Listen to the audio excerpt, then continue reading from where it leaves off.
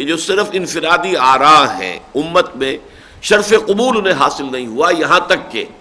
صحابی رسول جن کو خود حضور نے فرمایا حبر الامہ کہ یہ سب سے بڑے جو عالم ہیں میری امت کے اندر،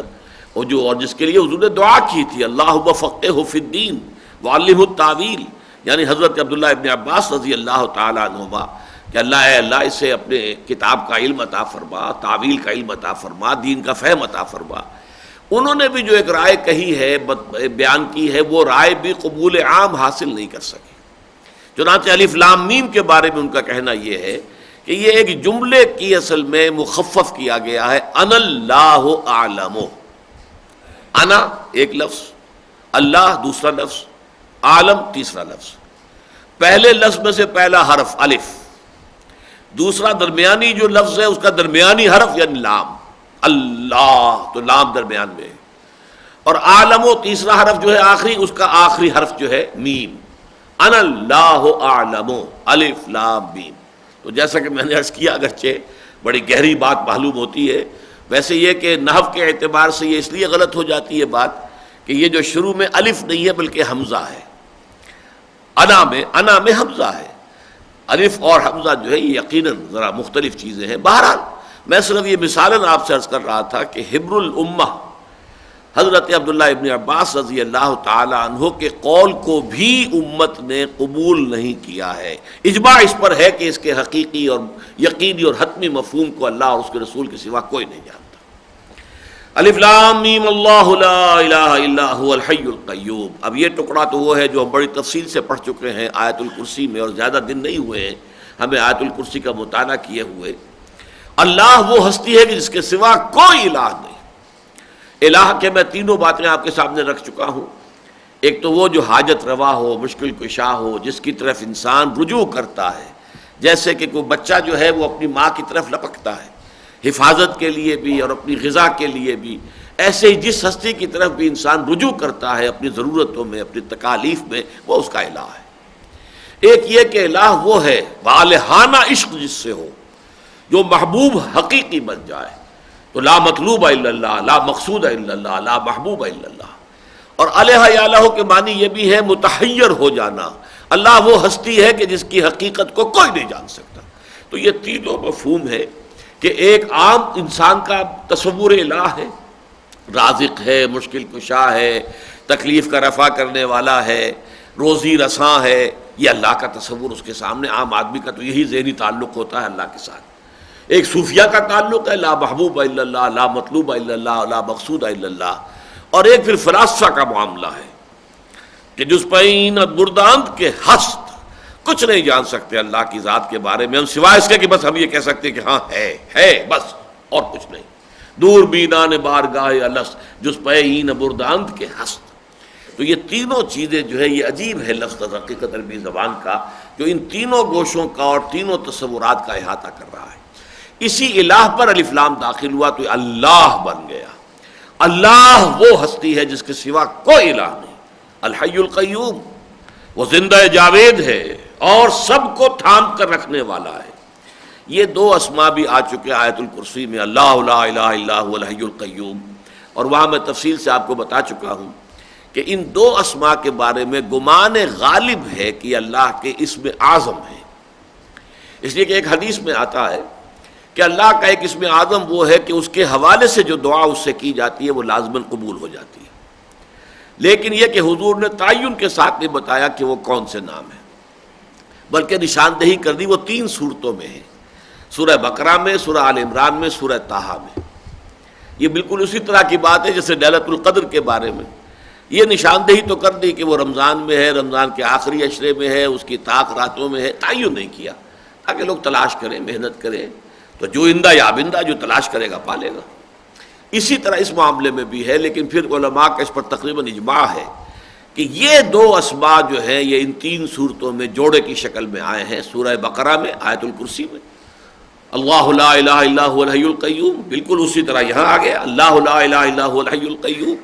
اور پھر یہ وعنت الوجوہ للحی القیوم یہ سورہ طٰہٰ میں بھی آئے۔ تو ایک گمان یہ ہے کہ یہی ہے جو اللہ کا اسم اعظم ہے، اور ان میں نسبت کیا ہے؟ اللہ خود تو قائم و دائم ہے، زندہ جاوید ہستی ہے، کسی اور کے سہارے پر قائم نہیں ہے، خود بخود قائم ہے، الحی ہے، اس کی حیات اپنی ذاتی ہے، کسی کی عطا کردہ نہیں ہے۔ البتہ ما سوا کائنات جو ہے اس کو تھام کر رکھنے والا وہی ہے۔ وہ اگر قائم ہے تو ادھر حقیقت اسی کی توجہ سے قائم ہے، وجود میں آئی ہے تو اس کے وجود میں لانے سے وجود میں آئی ہے، اور قائم ہے تو اس کی توجہ کی بنا پر قائم ہے۔ یہ گویا کہ اللہ اور ما سوا اللہ، ان کے مابین جو ایک گہرا ربط اور تعلق ہے وہی رسما میں ہے۔ اللہ لا الہ الا هو الحی القیوم۔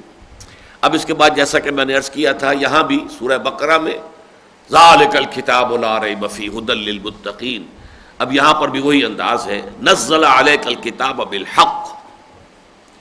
اس نے نازل فرمائی ہے آپ پر کتاب حق کے ساتھ۔ پہلی بات تو نوٹ کیجئے کہ نزلہ تھوڑا تھوڑا کر کے اتارنا، یہ قرآن مجید کا وہ طریق تنزیل ہے۔ انزلہ باب افعال سے اگر آتا تو دفعتاً اتار دینا، جو آگے آ رہا ہے کہ اس سے پہلے جو ہے اللہ تعالیٰ نے اور کتابیں اتاری، وہ انجیل اور تورات، تو اس میں انزال کا لفظ آیا ہے۔ یہاں نزلہ تھوڑا تھوڑا کر کے اے محمد صلی اللہ علیہ وسلم اللہ نے یہ کتاب آپ پر نازل فرمائی ہے۔ بالحق کے معنی کیا ہے؟ ایک تو یہ کہ جو پیغام یہ لے کر آئی ہے وہ حق ہے، سراسر حق ہے، سرتاپا حق ہے، لیکن اس سے بھی زیادہ جو گہرا مفہوم ہے اس کا وہ یہ کہ فیصلہ کن بن کر نازل ہوئی ہے۔ قرآن مجید جو ہے یہ قول فیصل بن کر نازل ہوا ہے۔ انہ لقول فصل وما ہوا بالہزل، یعنی یہ جو نازل ہوا ہے تو فیصلہ کن بات بن کر آیا ہے، اور یہ اب فیصلہ کرے گا ادھر یا ادھر، باطل کا بیڑا غرق ہوگا اور حق کا بول بالا ہوگا، یہ فیصلہ ہو کر رہے گا۔ یہ ایسے ہی نہیں ہے کہ جیسے کسی شاعر نے کچھ شاعری کی ہے، اس کا دیوان مرتب ہو گیا، بس ٹھیک ہے دیوان ہے، اس سے کیا نتیجہ نکلے گا اور کیا اس کے جو ہے دنیا میں کیا اس سے تبدیلیاں آ جائیں گی، نہیں، یہ فیصلہ کن کتاب ہے۔ اسی لیے اسی انداز میں فرمایا سورہ بنی اسرائیل میں وَبِالْحَقِّ أَنزَلْنَاهُ وَبِالْحَقِّ نَزَلَ، حق کے ساتھ ہم نے اسے نازل کیا ہے اور حق کے ساتھ یہ نازل ہوا ہے۔ بڑا یہاں پر جو ہے خطابی انداز ہے، وَبِالْحَقِّ أَنزَلْنَاهُ وَبِالْحَقِّ نَزَلَ وَمَا أَرْسَلْنَاكَ إِلَّا مُبَشِّرًا وَنَذِيرًا، اے نبی ہم نے آپ کو نہیں بھیجا ہے مگر بشارت دینے والا اور نذیر خبردار کرنے والا بنا کر، باقی اصل فیصلہ کن شے یہ کتاب ہے قرآن جو آپ پر نازل کی گئی ہے۔ وَبِالْحَقِّ أَنزَلْنَاهُ وَبِالْحَقِّ نَزَلَ وَمَا أَرْسَلْنَاكَ إِلَّا مُبَشِّرًا وَنَذِيرًا وَقُرْآنًا فَرَقْنَاهُ لِتَقْرَأَهُ عَلَى النَّاسِ عَلَى مُكْثٍ وَنَزَّلْنَاهُ تَنزِيلًا۔ اس سے آگے کی آیات میں نہیں پڑھ رہا، وہ آیت سجدہ ہے،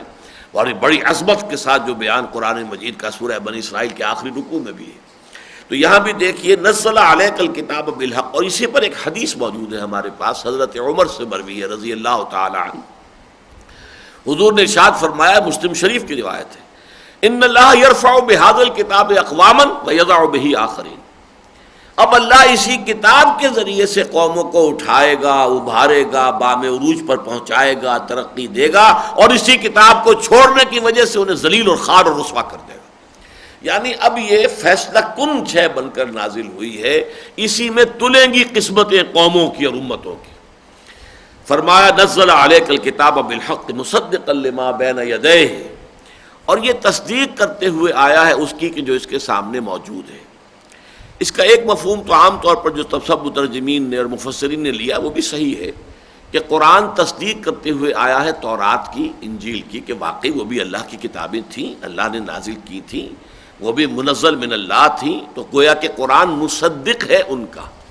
لیکن ایک اور مفہوم جو اس سے گہرا ہے اور بہت پیارا مفہوم ہے وہ یہ ہے کہ قرآن مصداق بن کر آیا ہے ان پیشین گوئیوں کا جو تورات اور انجیل میں تھی۔